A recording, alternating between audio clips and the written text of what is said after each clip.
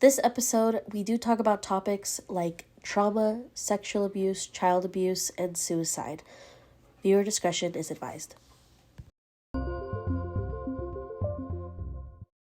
Hi, and welcome back to my podcast. I'm Evelyn, and this is Navigating Time with Ev. This is my guest, Bri. Hi. Bri and I have been friends for... Like 4 years? 4 years? 2019, I think. Yeah. I was doing a Halloween photo shoot, and she posted her makeup on her makeup page because she's a makeup artist. I thought it was really cool, and I was like, hey, do you want to do a photo shoot? Do you remember that one? I do. Wait, was it the clown thing? Yeah. It was Oh, a okay. clown. Because I'm Broken thinking doll. of the broken doll twin girls that we did. Oh, yeah. I think that was the following No, year. yeah, it was like a clown. And you modeled. Yeah. Yeah, okay. That's where we met, and then from there we just became friends. So I'm really happy that you're here. Thanks. Are you excited? I am excited. I'm like a little nervous just I was because gonna ask you. don't really have a filter, so I'm like... Oh, that's okay. There's no filter. There's hashtag no filter on this Okay. podcast. The first question I want to ask you is, what does it mean to you when someone says, like, what is self-love? Like, what does self-love mean? I don't know, because I feel like that term is so, like, coined now that, like, it means... Like, there's so many different definitions, like, based on who you ask. But I think really just, like, I try and navigate more towards, like, the self-acceptance rather than self-love. Okay. Because, like, even though I, like, love myself, right, there's still, like, a lot of shit that I do that I, like, know that I shouldn't or, like, that I know is Okay. toxic and, like, things like that. And so, like, it's not... that I, like, necessarily love and encompass all of Right. that. It's more so, like, I accept that because I know that I'm, like, willing to change and, like, continue to grow.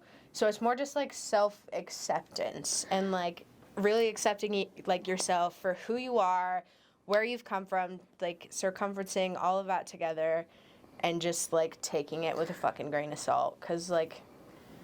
I don't know. I don't like the whole self-love thing because I definitely do things that I don't love. Yeah, dude, I've never heard anybody say that. Yeah, But and like the actually- same with like my body and shit. Like I Yeah. don't want to be like, oh, self-love, body Positivity. because I'm like I just accept it for what it is. Like I'm like Wow. it's my body. It's a product of its own fucking environment. Like if I don't like it, it's my own fault, you know? And so Right. it's like and with me accepting that, like, I still have good days where I'm like, I'm a bad bitch. And then there's other times where I'm like, it's okay. Like, I feel like shit right now, but I'll be fine tomorrow, you know? So it's, like, more so self-acceptance. I love that because I do think self-love has turned into kind of like a cliche Yeah. or something that people are now like profiting off of or marketing off of. And I feel like with the whole, like, toxic positivity that's been happening, like, over the past couple years, like, Yeah.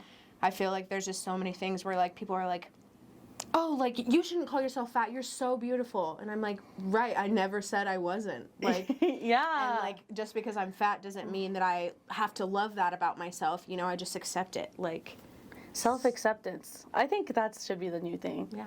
Self-acceptance. Coin it. She's like, copyright it right now. You heard it here first. No. So, yeah, I guess that's kind of what that means to me, I guess, is just... Yeah. Well, because, okay, so you, anybody that follows you and follows, like, your Instagram and everything that you post online, you're very open. You're very open about your feelings, about the whole acceptance of yourself, like, your trauma, all the things that you've gone through. Right. And I have seen people over the years, over and over again, just telling you, like, oh, you're so brave, or you're so this, I wish I was more like you, when you're just being yourself. Yeah. And you always kind of go back and you're kind of like, thanks. Yeah. No, it drives me fucking nuts because that's the whole thing with, like, I just feel like the way that society has, like, broken everyone down, like, even the past, like, 5 years, like, we just, like, even seeing someone, like, exist in their own, like, environment and things is, like, so foreign to us, Yeah. right? Because, like, we're just coined to think that, like, people have their shit and they deal with things in their own ways, but, like, there's so many things that are, like, so taboo still yeah. that I hate. And so, like, I feel like that's why I am so vulnerable and I'm so open about things because I feel like those things aren't talked about, which then in turn could, like, potentially hurt someone in the long run because they feel like, Yes. oh, well, I can't talk about this big thing, XYZ, because, like, I won't have support, or or that's, society like, deems it as like not acceptable to talk about. Exactly. And like, I don't know, I just feel like I spent too much of my life like feeling like I had to be like boxed up or quiet because like I've never really like cared what people thought about me, but I never wanted to be too much for people, you know? Like, right. Did you ever, so, okay, I felt that before. Like, did you ever feel like your true self would push people away? oh, absolutely. And then so you kind of had to water yourself down to. Absolutely.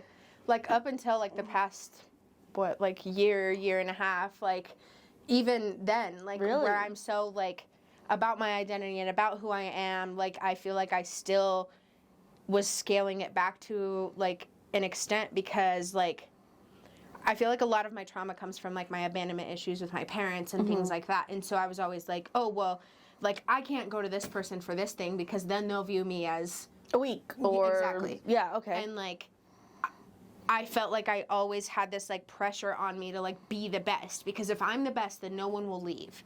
And like if I'm the best friend, if I'm the best partner, if I'm the best fucking girlfriend, whatever, like and I do everything for these people, even if that's not necessarily what I want to do, then they won't leave me, right? Oh my god. But now I'm like trying to change that where like I'm showing up exactly like as I am. Yeah. If that's not accepted, then that's something that I have to then accept, self-acceptance, and then navigate whether or not I want that person to continue in my life. You know? So it's like it's been a very huge change for me. Literally, we've been here 5 minutes. What the fuck? We just started.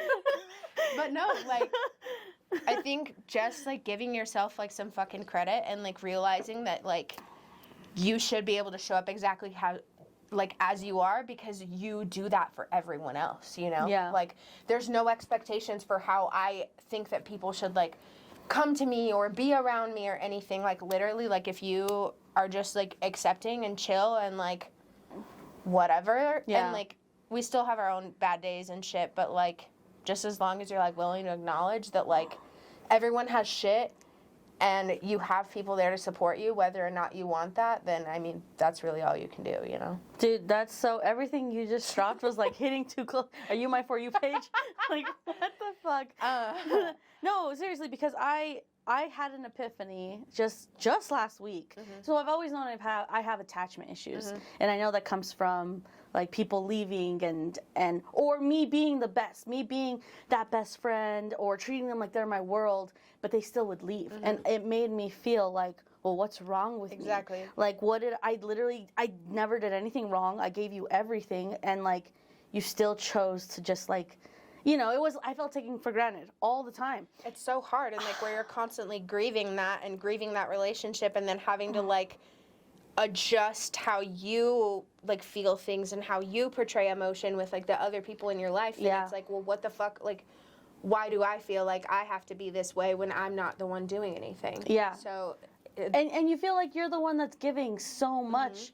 And you're kind of like, you know, I don't want to say like, no, but it's true. It's like, you have to take a look at it and be like, well, why is no one giving to me? Or why does it feel like no one's giving to me, right? Absolutely. And so yeah, I realized I've had attachment issues. I've known that. It wasn't until just literally last week that I realized I think abandonment issues is a part of that too. I never like to call it that because I think it's one of those taboo things, right? Where it's like, if you say I have abandonment issues, maybe someone might look at you and be like what happened to you? You know, what's going on? So.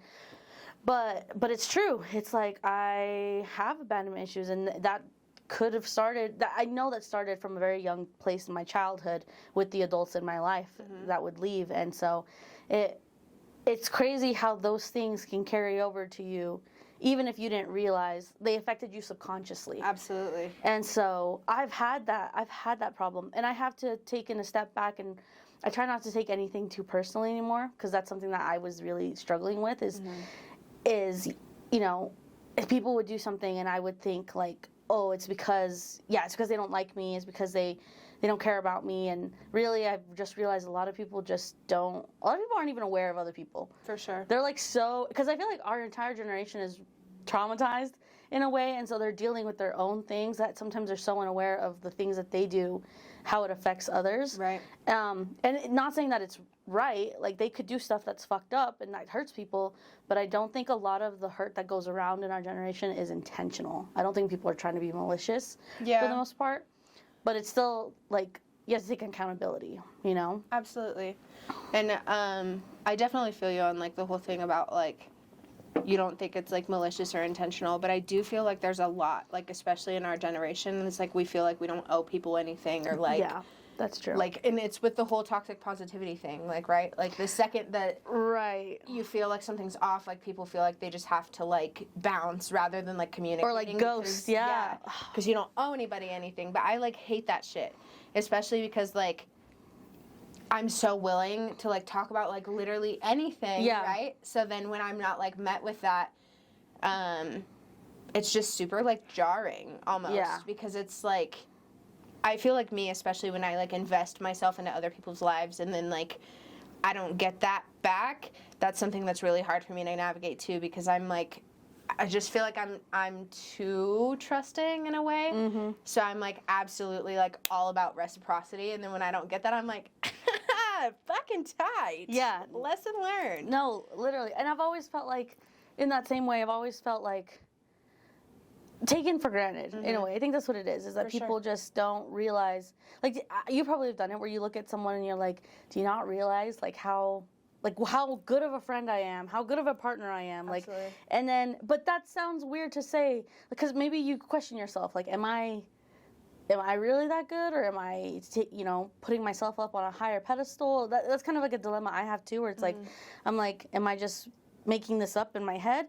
It's almost like gaslighting. I'm being gaslit, though. It's like, because it's not true. It's like, I know that I'm X, Y, and Z, and so it's accepting the fact that these people just aren't reciprocating. Absolutely. The love, that care, whatever. Trust me, you'll be learning that shit for years. Like, I'm in, like, year 2 of, like, really, like, delving and, like, figuring myself out and, like, how that's impacting me going forward. And I mean, but of course, like, we're human, we're continuously expected to change and continue to grow, and so I don't know. I did want to say something, though, because I don't ever want you to feel like you can't take things personal, because you absolutely can. And like, when people show you their true colors, let them, like, don't take it with a grain of salt, but like, it might just be shifting, like, your mentality, like, okay, like, maybe I just need to approach the situation a little differently, or, like, figure out if they have something going on, or, like, something like that. And so, like, figure out what that looks like for you to be able to take things personally, but as well, like, given the opportunity, like, you're taking other things into consideration, and then, like, maybe following up with them, you know? Like, if that's something that, like, works for you, you know? Because I feel like lately I've been more just, like, I don't know, really, like, ample on communication, because I, like, all of the people that are in my life right now, I feel like are, like, my, like, die-hard people, you know? And so, like, if something were to happen and, like, I was offended for whatever reason, I absolutely would be like, okay, so, ow, like, that really hurt. And then figure out how to navigate, like, okay, so is this a topic that's, like, worth discussing? Like, is this something that I can get over? Like, is this something that, like, they might be going through their own shit that I need to, like, figure out how I can, like, possibly help them, or, like, something like that. But do absolutely feel like you can take things personal, because at the end of the day, like, it's about you, too, you know? That's true. And you deserve to be able to hold space for yourself and not just think about everyone else. That's true.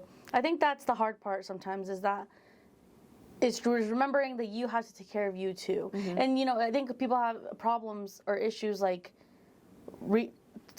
not separating themselves as, like, another person, but people have a problem looking at themselves and being like, if I was another person, I would be taking care of you so generously, like I would with other people. So why can't I do that for myself?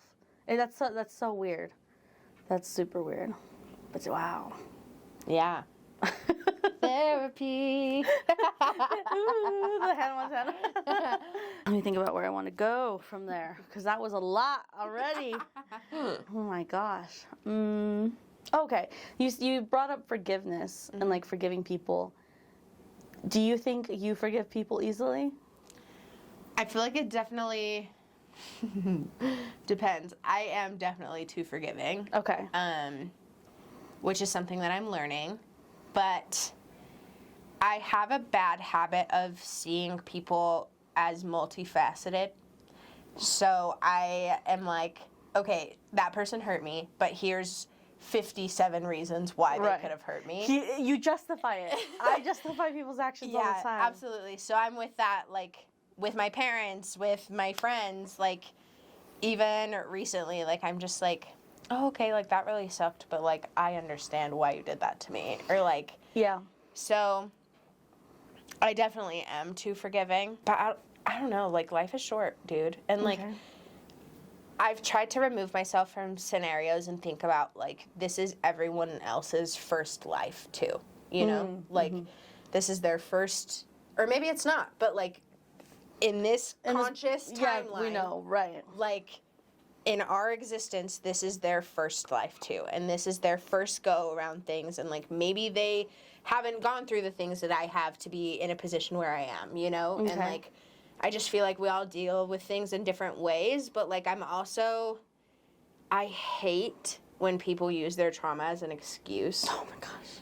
And that really fucking pisses me off, because I feel like every bad thing that could have ever possibly happened to someone has happened to me. And so when people are like, oh, well, I didn't get the car I wanted when I was 16, and that's why I'm a fucking asshole. That's why, Then I'm like... So... At that point, it's hard for me to shift into, like, my, okay, like, everyone deals with things differently. But, I don't know. When it comes to forgiveness, I guess, yes. Okay. You know, the whole trauma thing is interesting because, okay, because I've been through a lot of traumatic shit. You've been through a lot of traumatic shit. We had different childhoods, but, you know, we had our things. Yeah.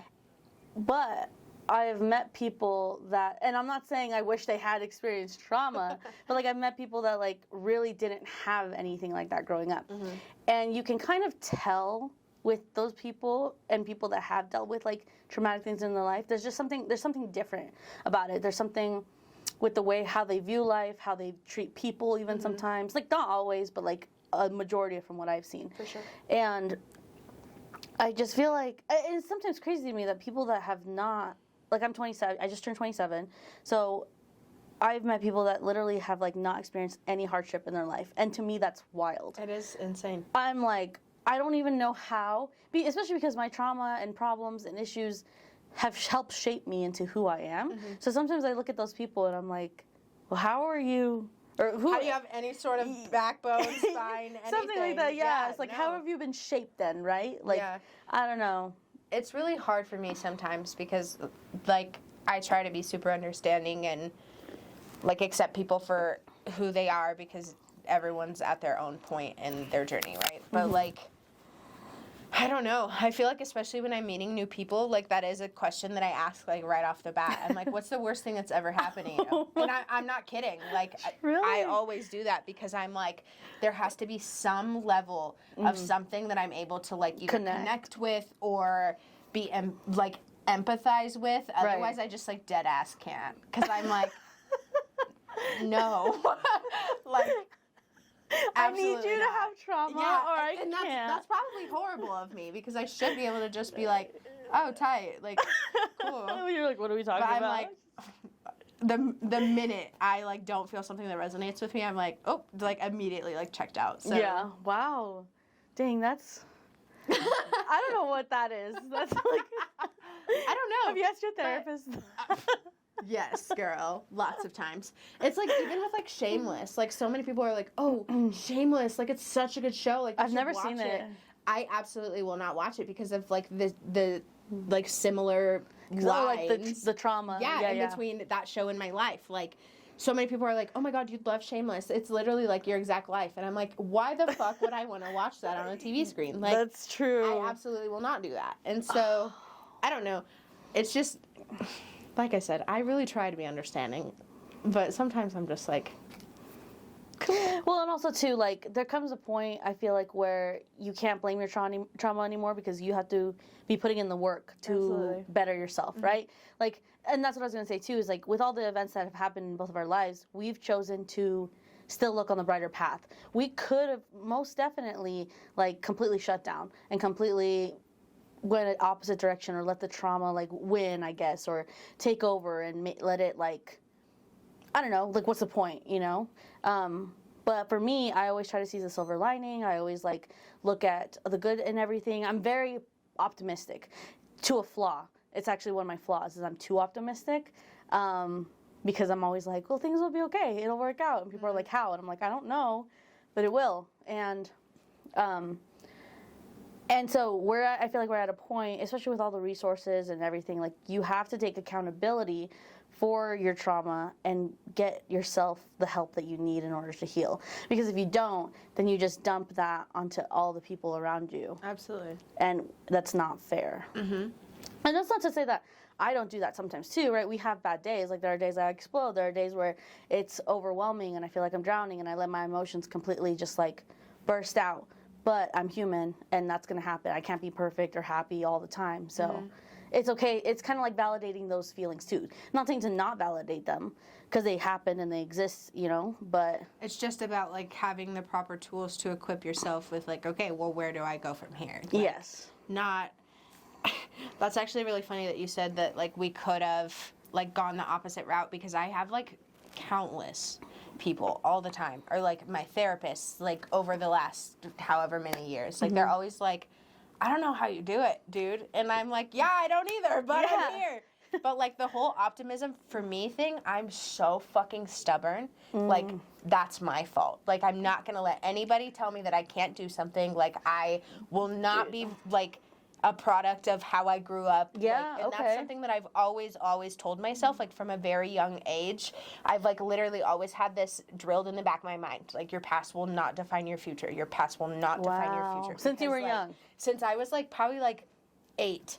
Wow. Like, because I knew that, like, if I were to stay in Nebraska for the rest of my life, I'd either, like, my mom's in fucking prison right now. Like, I could have been right there with her, you know? And, like, I started doing drugs when I was really young, and then, like, pulled myself out of it because I was like, I'm not going to be like my fucking mom. Like, and so there were so many things that I, like, had happened to me that I was like, this will absolutely not be my life, because I knew that I am so, like, headstrong that if I went down that path, I would never get out, you know?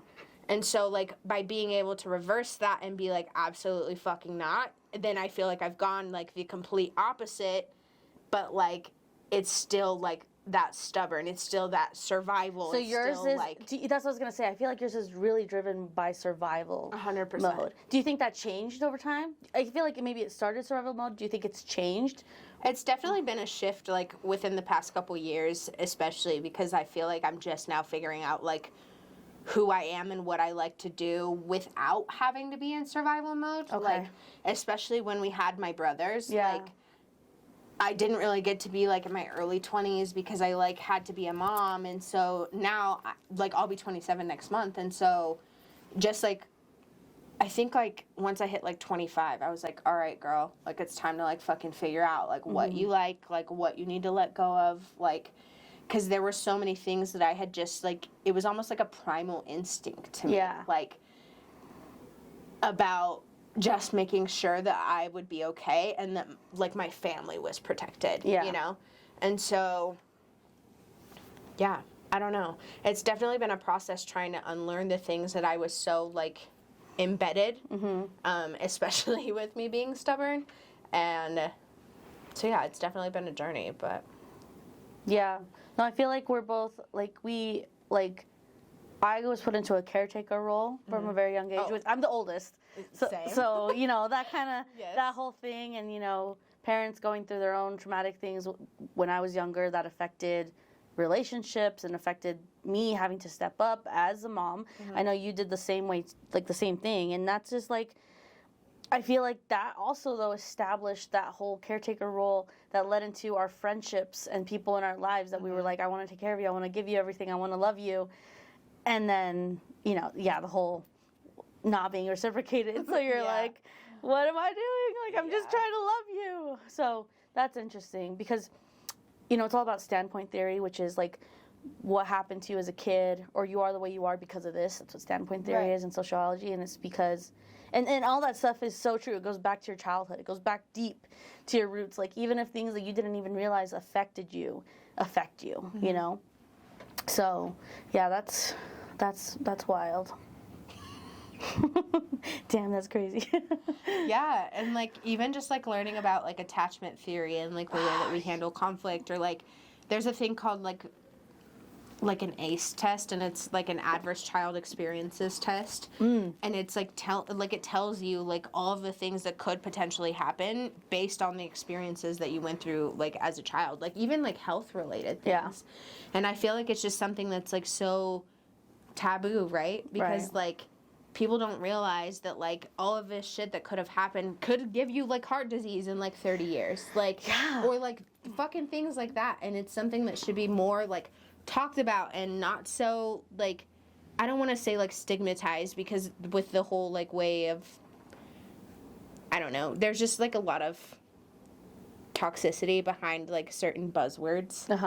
But I feel like there definitely is a stigma that needs to be addressed, because like there's so many things that could be like prevented or at least like assisted, like if it was just talked about more, and like the resources weren't so like inaccessible to access, you know? Like, and it's definitely gotten better, but hopefully within the next couple years, like especially through the shit that we're going through like in our day-to-day lives, that it's like more accessible for everyone. I feel like we're so desensitized as a generation. I was gonna say that earlier. I don't remember what you said, but I was like, like literally every single day there are some crazy ass things in the headlines, in the news story, things that, you know, I don't know, 20 years ago were like only things that would happen in movies, or it would be part of like a tragedy or a drama.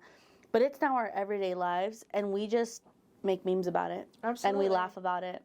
Like, you wake up in the morning, immediately go for your phone, and it's like, boom, article, someone died, boom, shooting. Like, it's just like, I don't know. And you're just like, oh, cool, like shit, happy fuck. Monday. Yeah. You're just like, damn. It's a whole other like, damn, that's crazy. Yep. It goes about your day, like, you know. Anyway, I gotta go to work. It's so fucked. It's so fucked. That's so fucked. So yeah, I feel like we're so desensitized to all these crazy things happening around us that it's also turned us numb. It's turned us numb in our emotions, where we just don't know how to process them, or people around us. And that's the other thing, is like a lot of people don't take the time or the initiative to go and try to learn how to handle their emotions. And that is so important, because that affects who you are as a person and how it affects every single person around you that you interact with. That's something that I've had to change too, with stepping away from that like survival role and like actually figuring out like how to live and be present. I've definitely had to like learn and like feel my feelings, right? So I've always let myself feel my feelings. I've like, you know, I've always what is the word? Like held space for yourself. Yeah, exactly. Like, if this is happening, okay, I'm gonna feel it. But recently, I realized that there are some feelings that are really foreign to me that I don't. I mean, maybe it's because they're taboo, or I don't know, that I don't like admitting that I'm feeling that. So this just happened this last week, where I was in my room and I was like, okay, and I was praying at the moment, and I was trying to decipher these feelings that I was feeling, because I was like in a very intense, low mood. And finally I was like, you know what? I'm going to not judge myself, and I'm going to say out loud the feelings that are popping in. I'm going to try to like analyze what it is, because we have these feelings, but a lot of times we don't put the actual definition to it, right?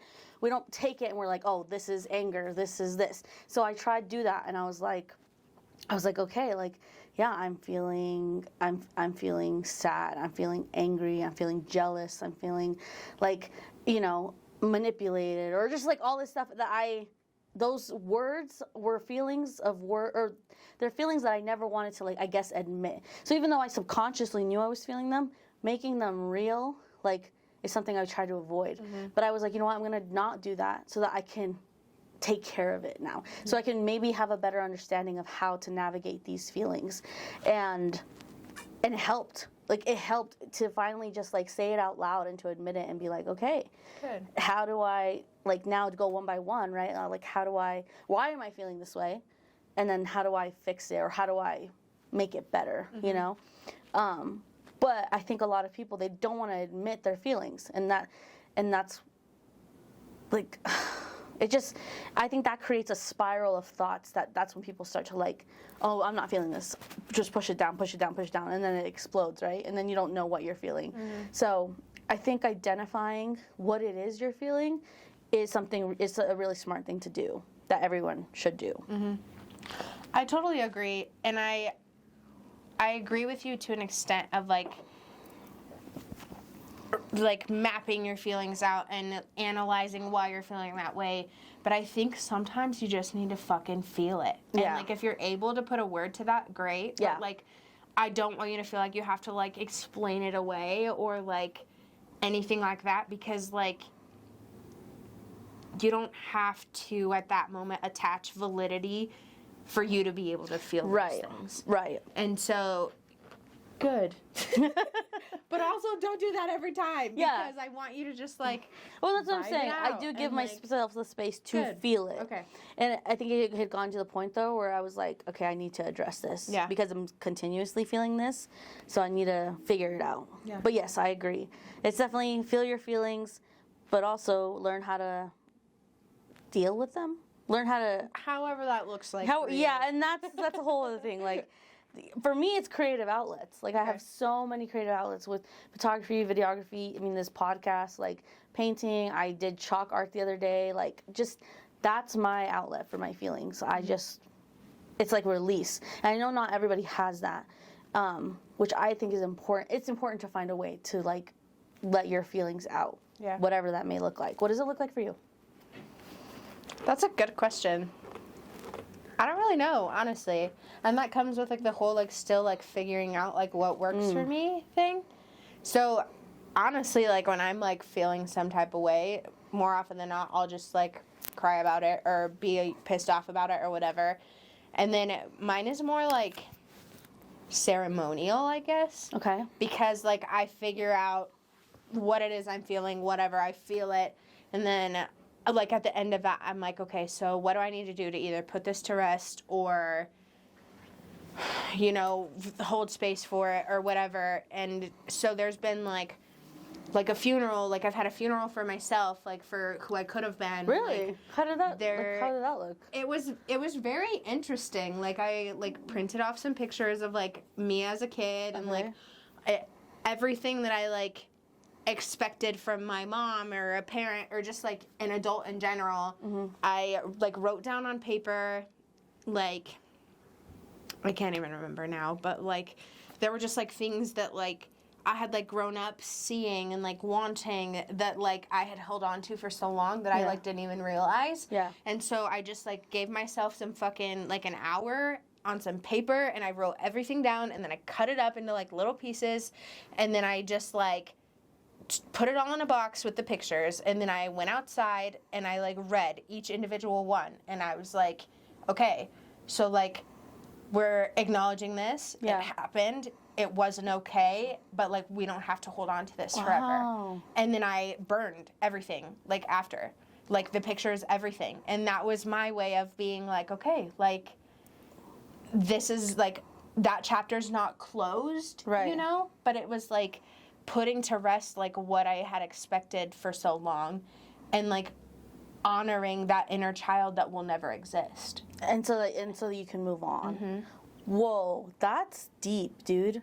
And then, like, another thing that I'm going through right now is, like, with us moving, like, I've been experiencing so much, like pre-grief, and, like, so much nostalgia, and, like, it's hard for me to just be present and be here because I'm like, oh my God, like, in 2 months none of this is gonna be the same, or just, like, things like that. You're moving, and it's been so hard for me to try and be present and not constantly attach myself to that because I know it's gonna fucking kill me. And, like, I was talking to my therapist a couple weeks ago, And she was like, why do you think that is? And I realized it's because, like, me moving to Utah, like, I was 19 years old. Like, I had no money. I had nothing to my name. Like, I literally came on a fucking Greyhound and, like, just figured it out. Mm-hmm. And this was the first place that I had ever found what I looked like, you know? Mm-hmm. And I was allowed to really just take up as much space as I needed, figure out who I wanted to be and who I didn't want to be. And then, like, with me getting married when I was really young, like, to a man, mm-hmm. and then, like, that whole idea collapsing, and then, like, the whole, like, I had been a mom for so long, like, not, like, formatively, but, like, I grew up taking care of them, and then, like, I didn't have anyone to do that to, and so I was like, what the fuck, like what am I doing? Almost. Who am I? Exactly. And so, like, that set kind of the beginning of a crisis, which is when I figured out, like, that I was gay, and then all of that shit happened, and then, like, it's been so interesting, like, growing up and thinking that I had to, like, not even thinking that I had to be a certain way, because I've always been very rebellious when it came to who people told me that I couldn't be, mm-hmm. but, like, I don't know, just figuring it out, I guess. And then, like, me being in Utah really gave me a chance to just be and exist. Mm-hmm. And then me leaving that now is so scary, because this is the first time I'm ever choosing to leave somewhere, and I'm not being forced out. And Utah is the first place that I ever really felt like I had a home. Yeah.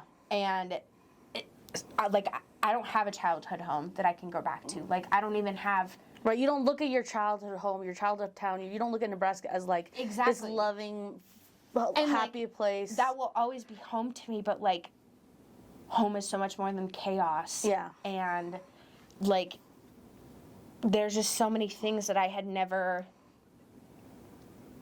I don't know that I'll ever be able to grasp, actually, what home feels like, you mm-hmm. know? Just because that's still a very foreign topic to me. But this is the first time that I'm choosing to remove myself from a situation, because I know it'll be better for me than me being forcefully you're not in survival mode. Yeah. Exactly. Moral of the story behind all of that was that I was talking to my therapist and trying to figure out all of these things, and it's been really hard navigating for me in general lately, because I am so articulate with how I'm feeling, mm-hmm. and I'm able to, like, talk about it so fluidly. Yes. And I just have had so much happen recently that it's been so hard to place things, like, categorized. Like, there's, like, a blockage. Exactly. So it's just like chaos. Which is foreign to you also. So you're like, why the fuck can't I express myself when I'm able to communicate everything? Exactly. So that's been really hard. But my therapist was like, maybe if you, like, draw something. She's big into, like, art therapy. Okay. But she's like, maybe if you, like, draw, like, whether it's, like, mixed media or whatever, like a picture of you with, like, a home, and you bury it here, or do something that you're leaving that here, like you leave it with someone that you trust or something, then, like, that will be, like, inner child you knowing that, like, she always will have Utah. Yeah. Wow. And so, like I said, it's, like, very ceremonial almost. Okay. Because I have, like, these big things that have happened to me that I then in turn have big things that I'm, like, putting those to rest with. Wow. So, and that's just the way you process things. Yeah. And it helps you. Exactly. It helps you with your journey. I feel like just because my life is constant chaos, if I were to, like, actually take time and, like, try and process things as they're happening, I don't know that I would make it out, dude. So I just, like, wait until there's, like, 70 things, and then I'm like, okay, I'm ready. Oh my gosh. See, and I'm the type of person that I process in real time. I real-time process. And so that's, like, and I'm very agile, mentally agile, so, like, I'm able to, but it's still, it's weird, because I actually double process, because I'll process it while it's happening, and then I take it later, and then I completely deconstruct it and analyze it. And I have a photographic memory. So, like, my memory is, like, when I think of a memory, I'm reliving it. Mm-hmm. It's like I'm watching, it's like a Black Mirror episode. I'm watching, like, a TV screen in my mind. I'm the same way. Like, I can relive it, the emotions, like, all of it. And that's like a blessing and a curse, because obviously, like, the good times, yeah, and then the bad times when they come, it's like, oh, that really fucking sucks, and it feels like I'm reliving it again. It's kind of like PTSD. And so your whole ceremonial thing, like, that's just another thing that you realize, that people have these, like that's part of you. That's part of your personality. That's how you function as a person. And, like, I just think that's fascinating, because I didn't know that. Not only did I know that about you, but I never, like, I guess I kind of knew some people did do stuff like that every night, because I don't do that, you know? But, like, the fact that you do that is just, like, just goes to show that people have so many different ways of, like, handling things. Wow. Where are you moving again? Denver. Denver? Why? Why Denver? You know, the first time I ever went to Denver, it was in 2015. And I went for a Nicki Minaj concert. And I literally took so much Adderall and drove straight through the night to get to Denver. It was like 9 hours from where I was living at the time. Yeah. And I posted on a Facebook group that was popular at the time. It was like some fucking weird hippie group that I'm not in anymore. But I was like, hey, I'm coming to Denver. Like, does anybody want to couch surf for a couple days? And this like 65-year-old man was like, fucking come over. So I like went. And I just crashed with him for a couple days, and he like showed me all over Denver. He took me like on public transit, like we did the train. He like took me to all these like little hippie places. We like did a ton of drugs.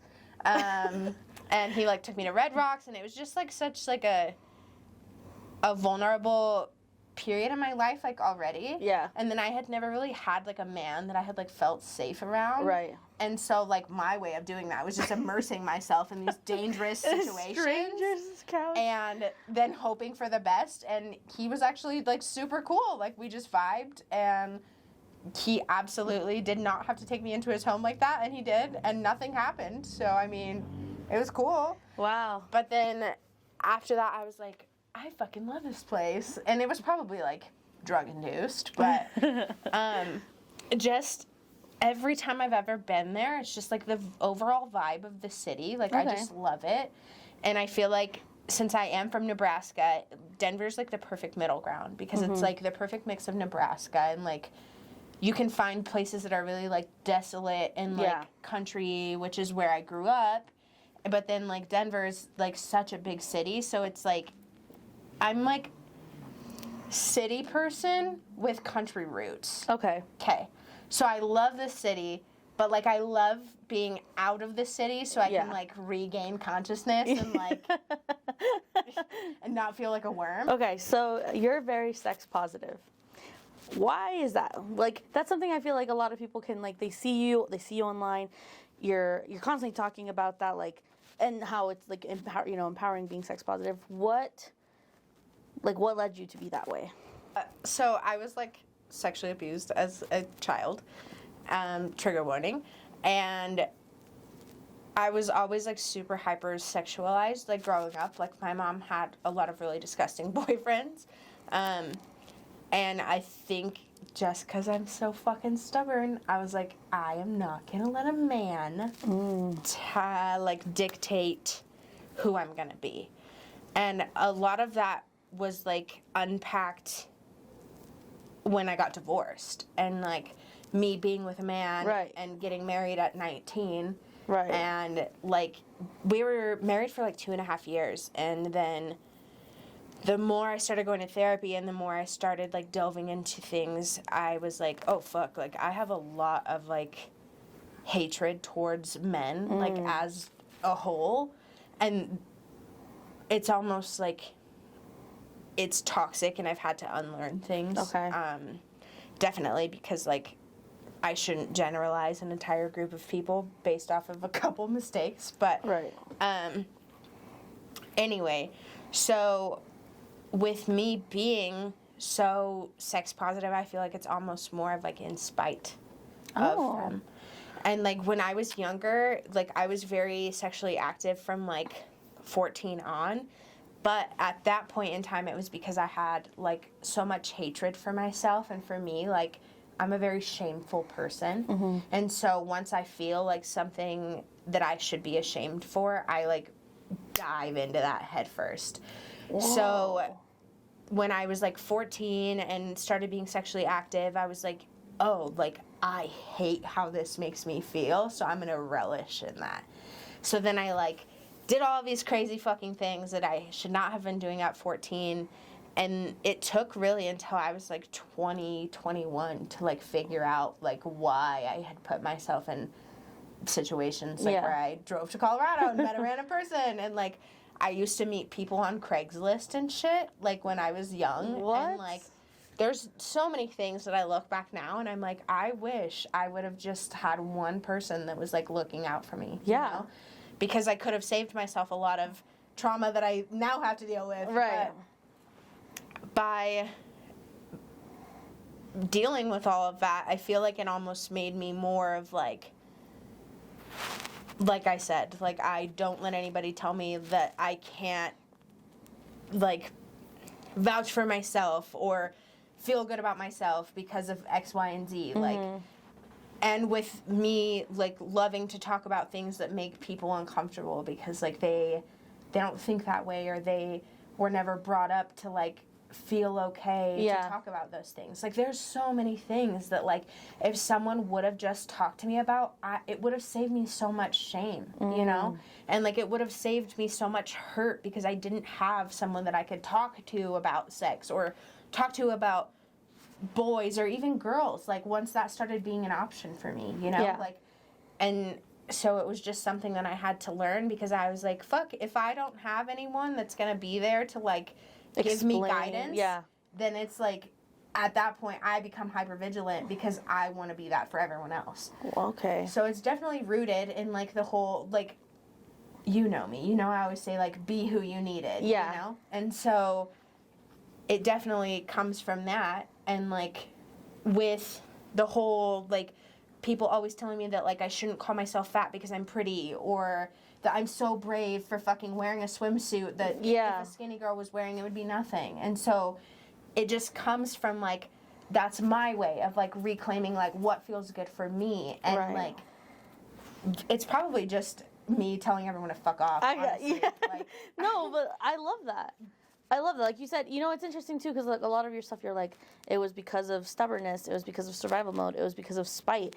I love that because a lot of times we hear those words and there's, like, a negative connotation to it, but you used it for, like, as a positive influence, which a lot of people don't do. A lot of people try to see it from more of a happier place, right? Or more of a place of, oh, I did this for me because I wanted to feel love and good or hopeful. Those are the words you usually hear in, like, stories like that. But the theme throughout all this has been, like, those words that, like, other people might be like, that doesn't correlate, but it absolutely does. It does. Because, like, when you think about it, like, I have been, like, fetishized my whole life, you know? Like, even as a kid, like, I developed very early, and, like, I've always had boobs, and, like, I've always been bigger, and I've always been chubby, and, like, literally just, like, owning that and accepting myself for every ounce of who I am. Like, whether it's good, bad, whatever. It's me, like I said, like, saying fuck you to anyone that ever took advantage of me, anyone that ever hurt me, anyone that ever did fetishize me, you know? Like, for being a kid or being fucking fat or, like, anything. Like, I felt like I was always there as a pawn for other people to take what they needed from me. And so by me being so unapologetically myself now, it literally is just, like, one giant fuck you. Like, because I didn't let them take that away from me. Well, and you didn't let them control your narrative. Like, you're controlling your narrative. Wow.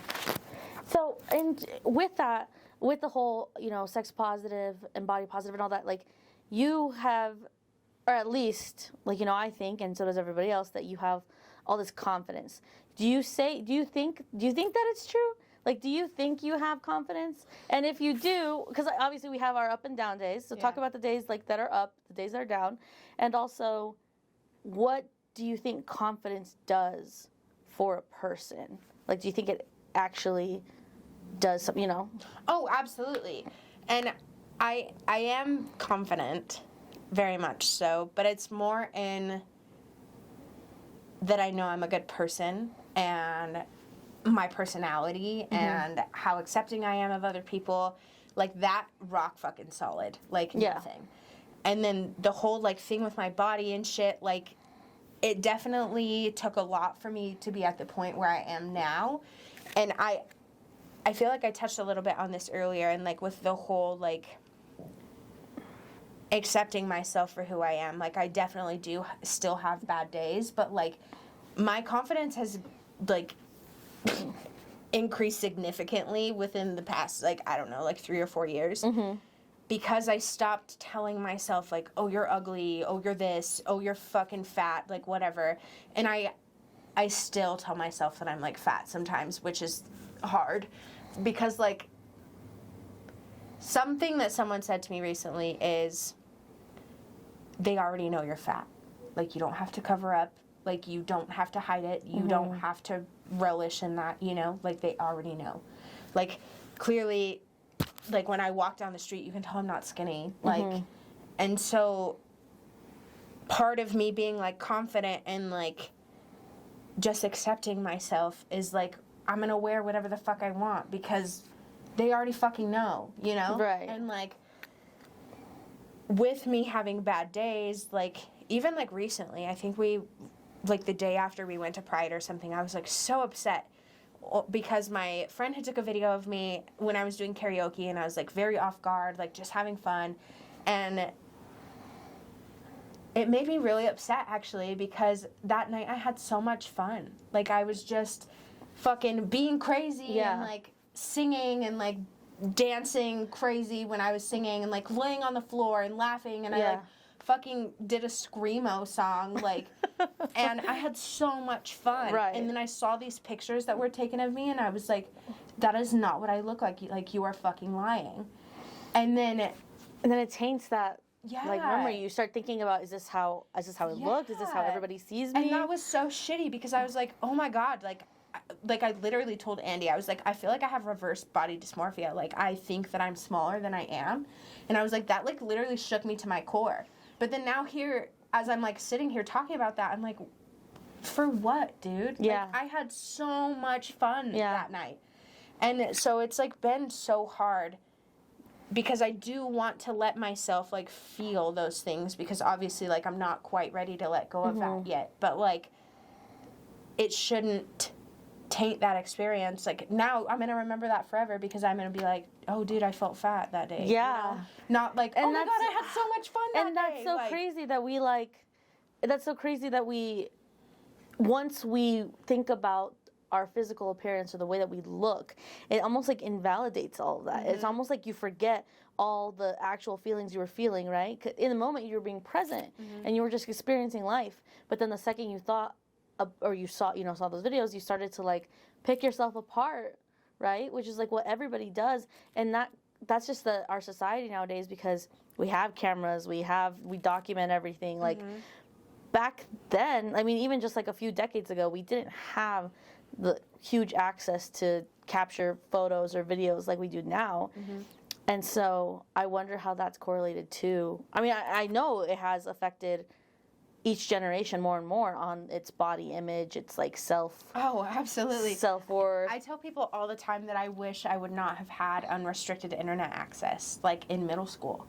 Because, like, even that, like, shaped so much of, like, how I view myself and stuff. And, like, I don't know, like, you know, like, fucking chat roulette and Omegle and shit when we were, like, 12, 13. Yeah. Like, those places were grimy. Yeah, and, like, it was always, like, get your fat friend out of the camera and, like, shit like that. And so, like, I feel like that's always in the back of my head. Like, you're always the fat friend, you know? But then I'm like, bro, who fucking cares? Like, who cares? Like, I'm the fun friend. I'm not always going to have your fucking back friend. Yeah. Like, and so I definitely still have bad days, like, where I, like, cry because I'm like, dude, like, I do not look like this. But I think just by honoring, like, everything else that I do love about myself, and just accepting everything again, self-acceptance, like, it doesn't have to be a bad week Right. or a bad month or whatever. And if it is, then that's okay, because that's what I needed at that time, and it'll be okay, you know? And also, like you said, the whole, you know, with the acceptance and the confidence, like, I do think that, like, confidence it attracts people. Mm-hmm. Like, if you're so sure of yourself, you're so okay with who you are, then you're going to attract the people, like, the right people in your life. Which is it's almost like, because confidence is, like, it's an invisible thing, but not really, because, like, people wear it, and Mm-hmm. you can recognize when, and it's a very attractive thing. Like, I don't know, it's just it's kind of hard to describe, but, like, what you were talking about, like, personality wise, like, I feel that way. Like, when it comes to my personality, like, if we took, like, minus looks aside of everything, if we talked about just soul, personality, who I was as a person, how I love, all that, I think I'm fucking solid. I think I'm, like, great. I'm a catch for anything like that. I add in my looks, like, I don't hate myself as much as I used to in high school, but I'm still insecure, right, in a lot of ways. I still, like, I'm like, oh, how does my hair look? Oh, I can't, I'm not to the point where I can wear anything I want. I put something on and I'm like, nope, absolutely not. Like, I don't like the way it makes this look or whatever. And I have grown from a place of where I used to, like, cry all the time in dressing rooms, which I feel like dressing rooms purposely make you feel like shit because they always have the horrible. worst lighting Horrible. ever and the worst mirrors. Like, I literally feel like a dressing room mirror is like like a circus funhouse mirror or whatever. That is my own personal hell, dressing room mirrors, absolutely. But, like, so it's like I'm not there anymore. But I know I still have a lot to work on. But I also get to the point where I think about sometimes I'm like, why does it matter? Because I know the kind of person I am. Like, I know the kind of person that my friends know that I am. So it's like, why do I care so much about my image? And a part of that is just because of society, right? Another part of it, though, is just because I want to feel good in how I look. And that looks different on different days. Like, there are some days where I literally look at the mirror and I'm like, I'm so cute. I'm adorable, you know? And then there are other days I look in the mirror and I'm just like, I just feel so gross. I'm like that too. Like, And that's even me, like, fucking false confidence up my ass. Absolutely. But I don't know. I think just by accepting, like, that you're human, dude. Like, we all have these feelings. Like, there is not one single frickin' person on this floating rock that is, like, unshakable, you know? Mm-hmm. Like, everyone has something that they're insecure about. Like, even my little Andy, cute little precious fucking hot piece of ass, like, is like, babe, I don't feel good today. And I'm like, what do we gotta do? Because you look fucking good. And so, like, that's something that I've had to, like, change my perspective on too. Like, I'm like, why am I beating myself up when, like, the person that I probably want to look like is probably, like, doing the same exact fucking thing. Which is like, crazy though, because like, it's crazy to, like, accept that sometimes, because, like, I have a friend who I travel with who she is beautiful. I mean, she's, like, gorgeous. Mm-hmm. And everywhere we go, there's always some guy that, like, comes up to talk to her, tries to get her number, tries to get her attention, all that. And she's, like, skinny, the whole, you know, whatever. She is what everyone wants to be. Right. And there are times where she's like, oh, I hate the way I look, or I hate this about myself. And I'm like, what are you talking about, right? Because that's what's ingrained in us. Because Yeah, it's almost like it's like you said, everyone has their own insecurities, even the people that we look at and we're like, but then that makes you think of, like, people that look at us and think, you're beautiful, you're gorgeous, you're this.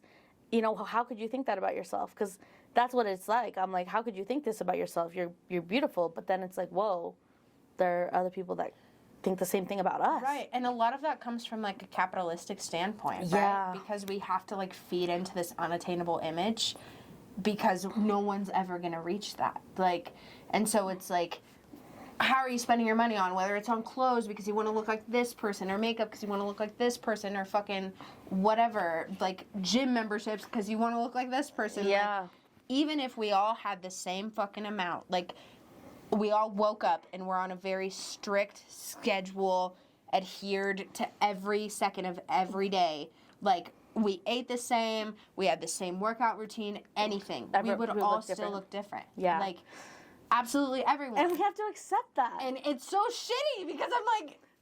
But society, like, and just the way our just everything has shifted away from that. Mm-hmm. It's almost like taken that and hidden it and has sold you this lie that you need to look this way. But in reality, yeah, that is true. Like, biologically, that is true. We are literally built different. Like, that's why you have, even, think about siblings. They come from the same parents, same genetics, and they completely look different and have different body types. And it's like, we're not cookie cutters. We're not this one thing. Like, exactly. But when you say it like that, I feel better about myself. Mm-hmm. I'm like, that is true. But it's like, it's crazy how much that has been shoved down or hidden away for us to not remember or to not think about. But when you get to it, you're like, oh yeah, like, this is dumb. That's just the world and how it's ingrained in us, and it's so shitty. Or like we were talking about, like, dressing rooms and, like, capitalism and stuff, like, women clothing. Like, there's sometimes I wear something that's a 3X, and then another brand is like a one. Yeah, exactly. It's like a large, and it's like these things fit the same, but they have these labels that, like, make me feel like it's like, and it's driven to, I don't know, emotion wise or something. Because absolutely. You see, like, oh, I need a 3X. I need an extra large. Like, that makes you feel some type of way. But then you compare it, to this something else that is a medium, and you're like, this is just made up bullshit. No, it's so stupid.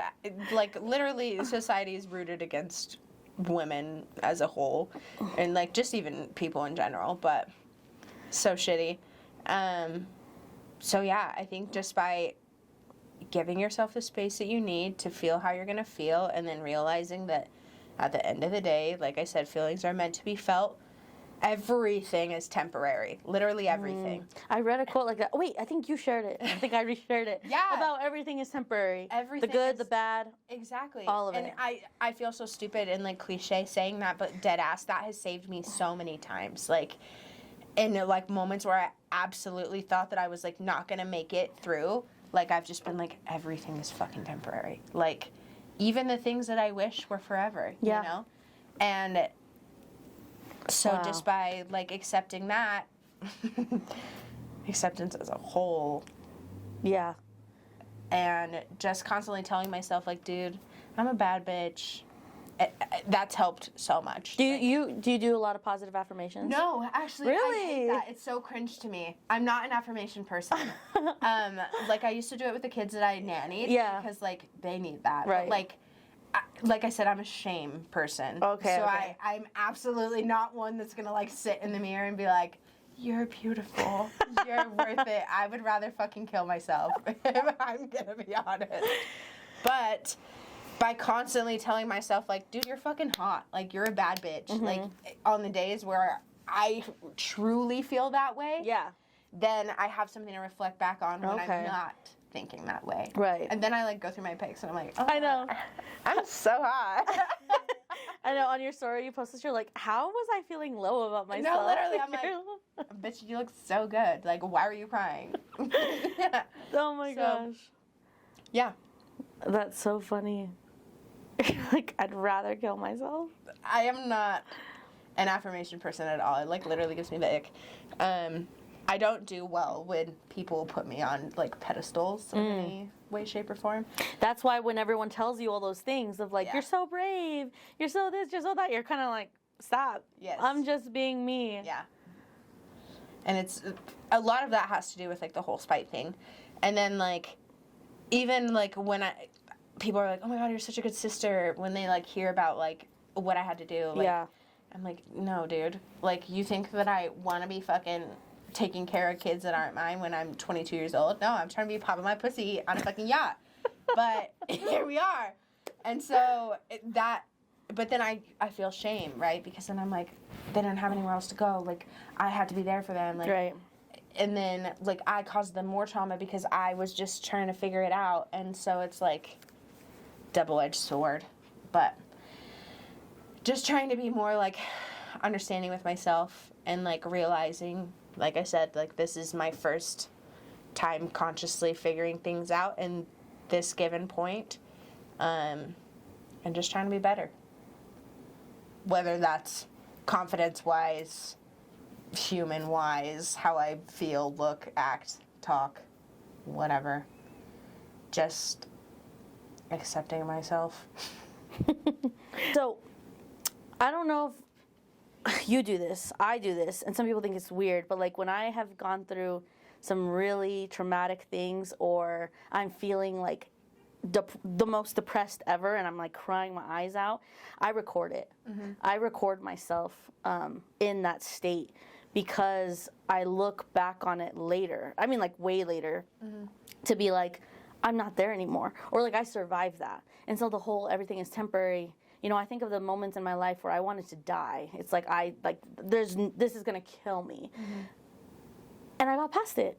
And so that helps now when I go through those moments or go through those feelings. Like, I just look back at those point in times where I've been, I guess, I don't even know if I was strong in the moment, but like I was strong enough somehow to get out of that, to continue. And it kind of reminds me, everything else will continue, and it'll be okay, and this will pass. You know, the whole, cliche is like, this too shall pass. Like, no, yeah, but I mean, you're exactly right. Like,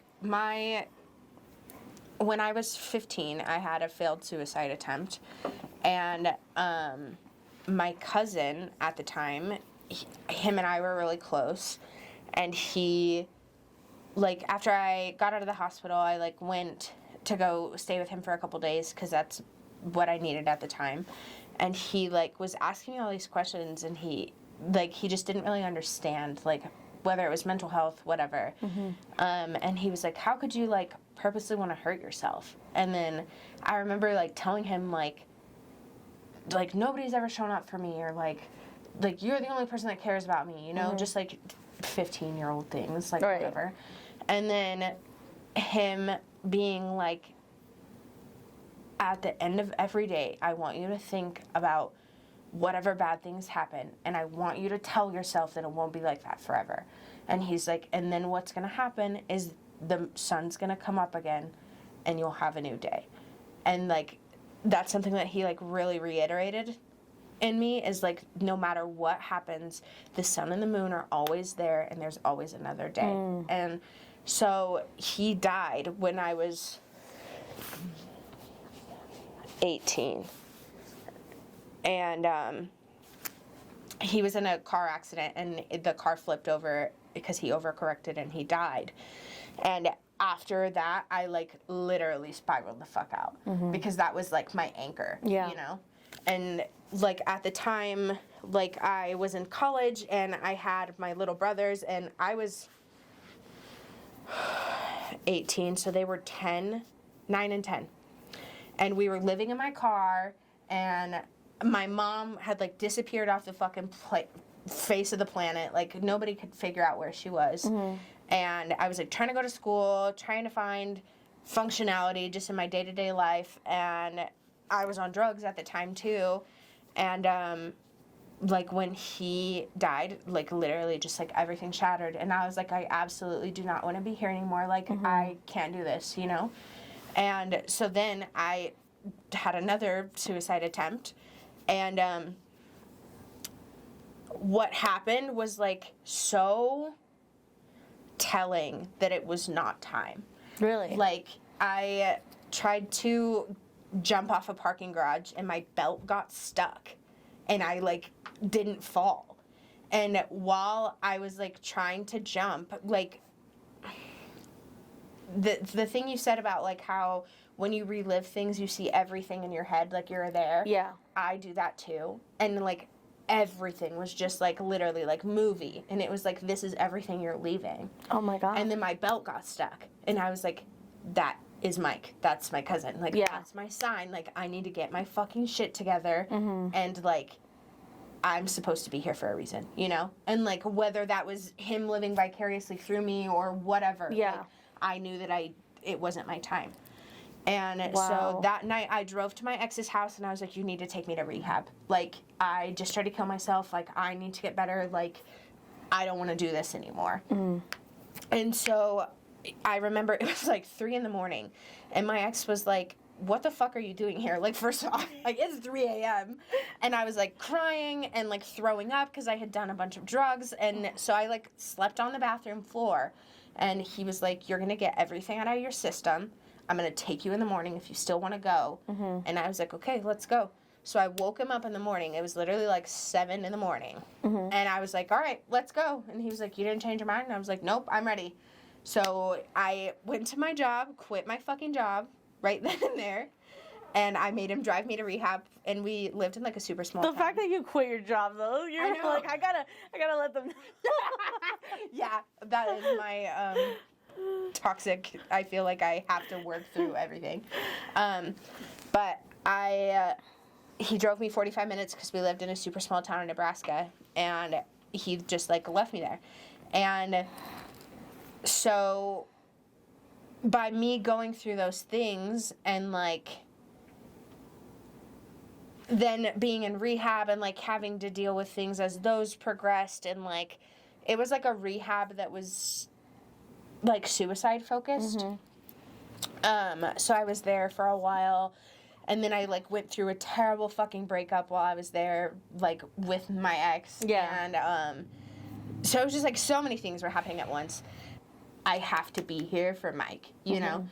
Like, there were so many opportunities that I would have missed out on, and so many lives that I've impacted now that, like, if I would have died that day, like, who knows where people would be now, you know? And I'm not saying that I changed people's lives, but, like, my siblings even, like, where would they be? Like, if that would have happened, you know? And so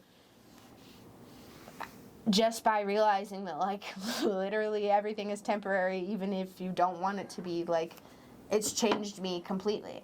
And I don't feel like that whole, like, recording yourself when you're crying or anything like that should be viewed the way it is, you know? Like, because I've done that before, too. Like, where I absolutely was like, fuck, dude, this is rock bottom. Like, I will not make it through this.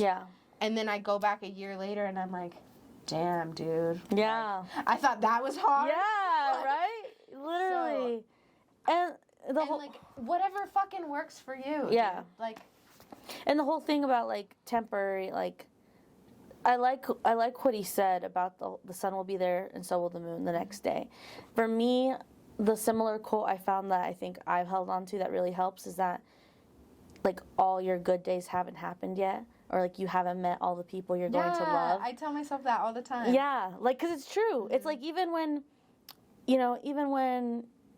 you meet somebody new, or, like, a new friend or something, it's like, you realize, oh, I don't know, it's just, you see how life changes so fast.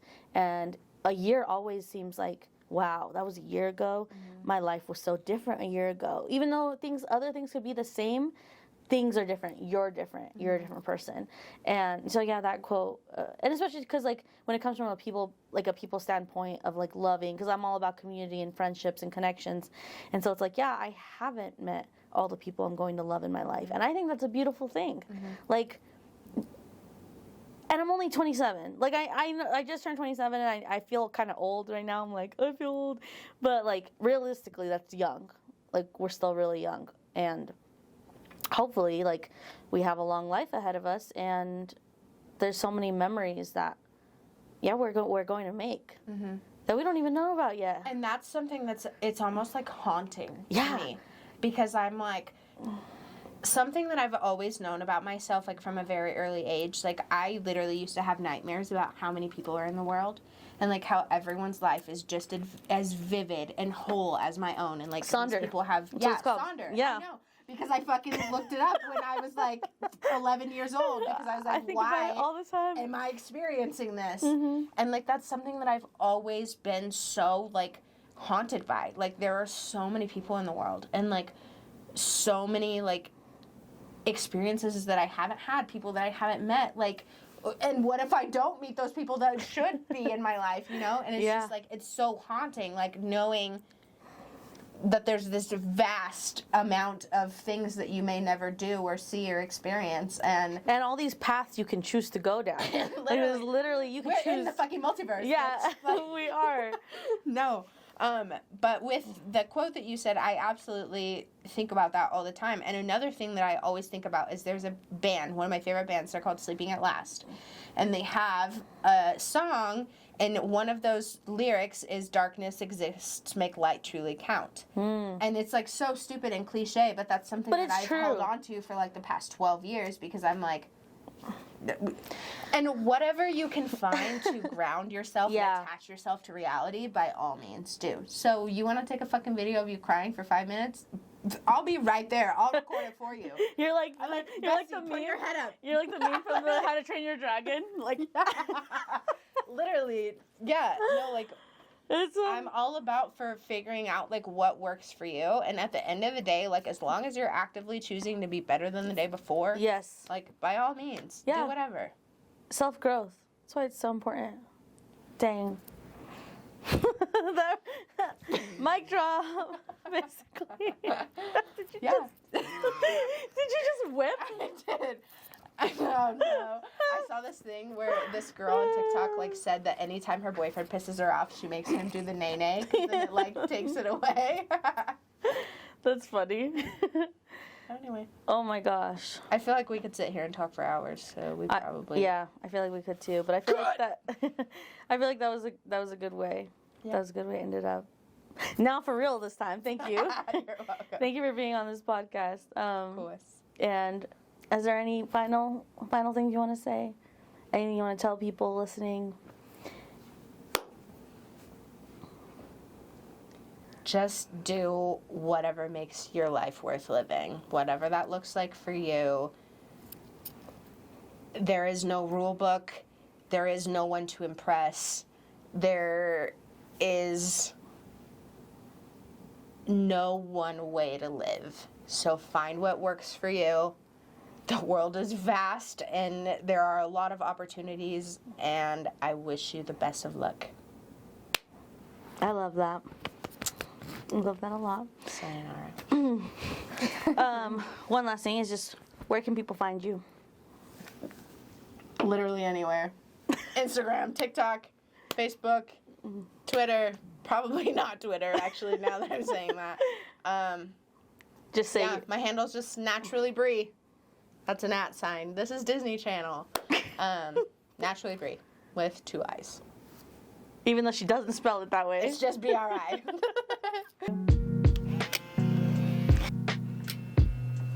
Gut. Perfect. Gut. Here you go, darling. Thank you. I'm surprised I didn't talk in an accent one single time that whole time. Just right there you did. But I was surprised you didn't twerk. I'm like, self-acceptance.